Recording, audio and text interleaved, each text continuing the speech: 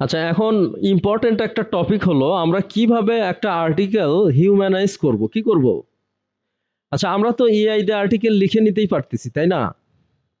Suppose আমি chat জিপিটিতে যাব, গিয়ে একটা আর্টিকেল আমি কিভাবে লিখব, write a 500 words article on why content is king for SEO ranking. আচ্ছা, আমরা যে টপিক নিয়ে আলোচনা করলাম ওটার উপরই আমরা 500 ওয়ার্ডের একটা কন্টেন্ট নিব, কি নিব? কিন্তু মজার বিষয় হচ্ছে আমি এই কন্টেন্টটা যখন নিব, নেয়ার পরে যখন আমি হচ্ছে যে কোনো টুলসে যাব, সাপোজ জিরো জিপিটি বা সামথিং এলস, গিয়ে এখানে আমি এআই ডিটেকশন চেক করব। কি চেক করব? একটা আর্টিকেলের আমি এআই ডিটেকশন চেক করব। যখন আমি এআই ডিটেকশন চেক করব, তখন গিয়ে একটা রেজাল্ট আমি দেখতে পারবো, ডিটেক্ট টেক্সট 96% বা 96.59% এআই ডিটেক্টেড। কি ডিটেক্টেড? আচ্ছা, এখন গুগল বা বিভিন্ন অ্যালগরিদম গোপনে এটা হয়তো ট্র্যাক করে যে এআই ডিটেক্টেড কন্টেন্ট ওরা খুব একটা ইন্ডেক্স করতে চায় না বা র্যাঙ্ক করতে চায় না। মানে তখন এটার একটা ক্রেডিবিলিটি থাকে না, মানুষ মনে করে এটা তো এআই দিয়ে লেখা। কি দিয়ে লেখা? এআই দিয়ে লেখা, ঠিক আছে? আচ্ছা, এখন এই কন্টেন্টটা যেহেতু এআই দিয়ে লেখা, তাহলে এইটা কি আমরা হুবহু আমাদের ওয়েবসাইটে ইউজ করব, না এটা আমরা হিউম্যানাইজ করব? তুমি একটা আর্টিকেল হাতে লিখবা, হাতে লিখে এখানে সার্চ দিবা, হ্যাঁ, কখনোই এটা এআই ডিটেকশন ধরবে না। কখনোই এটা কি ধরবে না? এআই ডিটেকশন ধরবে না। কিন্তু তুমি একটা আর্টিকেল এআই দিয়ে লিখবা, লেখার পরে যে কোনো দেখা যাচ্ছে এআই ডিটেকশন টুল, তুমি যদি গুগলে এরকম সার্চ দাও এআই ডিটেকশন টুল, অনেক টুলস আছে জিরো জিপিটির মতো, এই টুলগুলো দিয়ে তোমার এরকম দেখা যাবে যে এই টেক্সটটা কত পার্সেন্ট এআই ডিটেক্টেড। তাহলে এটা আমাদের কমাতে হবে, এটা আমাদের কি করতে হবে? এখন এইটা কমানোর জন্য আমার আজকের টপিক হচ্ছে কিভাবে আমি গ্রোক দিয়ে হিউম্যানাইজ করব, তাই না? তো গ্রোক এটা হচ্ছে এক্স এর একটা এআই, x.com মানে টুইটারের একটা এআই। তো আমি সিম্পলি টুইটারে যাব, যাওয়ার পরে এরকম একটা কমান্ড লিখব, রাইট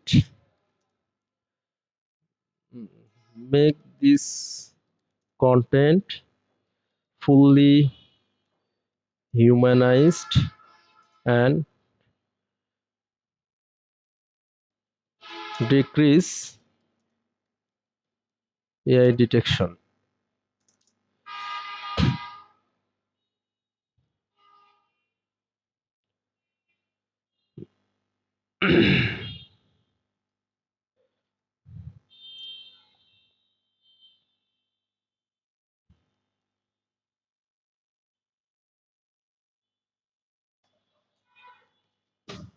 আচ্ছা, আমি ফোনের নেট দিচ্ছি।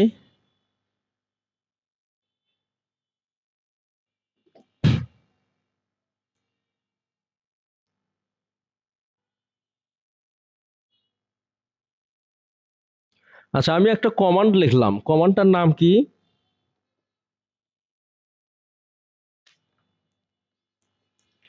কমান্ডটা হচ্ছে যে মেক দিস কন্টেন্ট। এরপরে আমি এই কন্টেন্টটা যদি দেই, তাহলে এই গ্রোক বা বিভিন্ন ধরনের রিলেভেন্ট টুল চেষ্টা করবে ওইটাকে আবার রিরাইট করার। এখন হিউম্যান ফ্রেন্ডলি টোন কিন্তু আলাদা। এই যে এটা হচ্ছে গ্রোক মানে টুইটারের এআই, হ্যাঁ, টুইটারের নতুন নাম হচ্ছে এক্স। তাহলে এই কমান্ডটা যদি আমি এখানে দেই, দেওয়ার পর সিম্পলি আমি এই আর্টিকেলটাই এখানে দিব, দেওয়ার পরে যদি আমি এইখানে পেস্ট করি,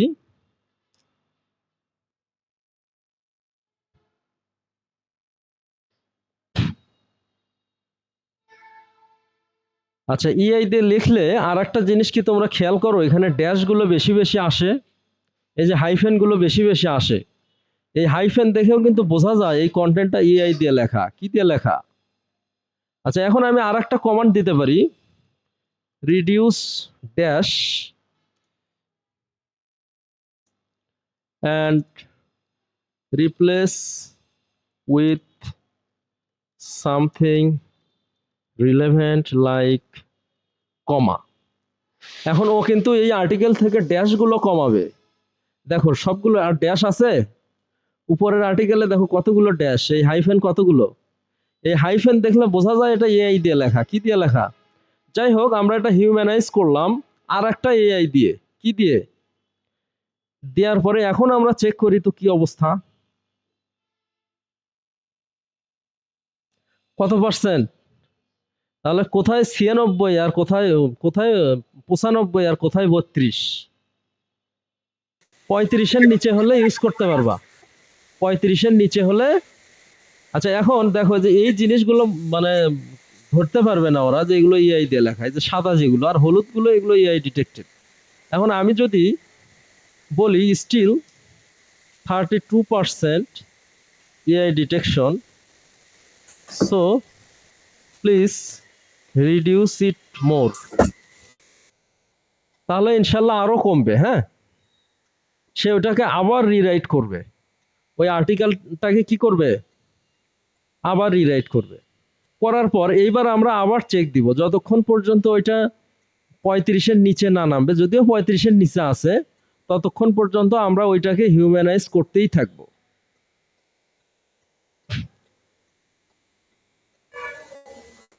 এবার কত? কোনো রিস্ক নাই, আর একবারে রিস্ক ফ্রি। এইভাবে একটা আর্টিকেল আমরা এআই দিয়ে লিখে নেওয়ার পরে তারপরে হিউম্যানাইজ করে তারপরে ওইটার স্ট্রাকচার আমরা ফিক্স করব। গত ক্লাসটা তোমরা সবাই দেখবা, বারবার দেখবা, তাছাড়া কিন্তু সমস্যা। ওই গত ক্লাসটা দেখে ওইভাবে যদি স্ট্রাকচারাইজ করে আমরা যদি কন্টেন্টটা পোস্ট করি, তাহলে ওয়েবসাইটে আমরা হিউজ ভিজিটর দিতে পারবো। কি দিতে পারবো? Huge visit. আর যখন ভিজিটর দিতে পারবো তখন ক্লায়েন্টের লাভ, বা আমাদের যদি নিজেরও ওয়েবসাইট থাকে আমাদের লাভ। ঠিক আছে? এইভাবে আমরা গ্রোক দিয়ে একটা আর্টিকেল হিউম্যানাইজ করতে পারবো।